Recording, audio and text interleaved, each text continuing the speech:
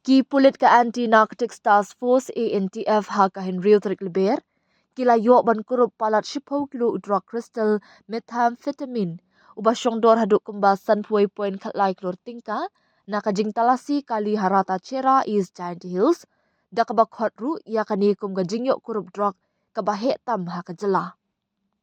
Assistant Inspector General of Police Lingba Ukurwo upentip bagi pulit kiba penlong ya kajing talasi kali kila yo ban batno ya kawe katata sumo kabadan ya number MZ01M 8625 kabasyong daki arngut ki beriu kentup ya unongnya. Hadin kajing talasi ki pulit kila yo ban kurup haduk kat kendai telikisong plastik sabon na kawe kekintai kabadai na pedeng kini kelaingut ki badan haduk arspa lai point hinyogram udrok heroin. Hadin ki pulit kila talasi ru ya kawe kapla troli rong blue kabadai jong wepat unong syong kali bat yok kurup hadu 10.6 kilo udrok methamphetamine.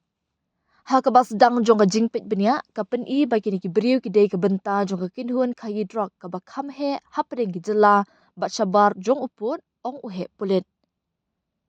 Ha kajing bishar benya la syam ba uni udrok balayok kurup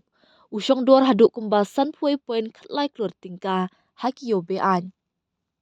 Hadien kani la register case persya ya kini ki beriu hapok ki kindon jong ka NDPS Act bat kajing to okit kadang ya syakman ban lap din syuk-syuk iki beriu ki badan keti ha kani kakam beman.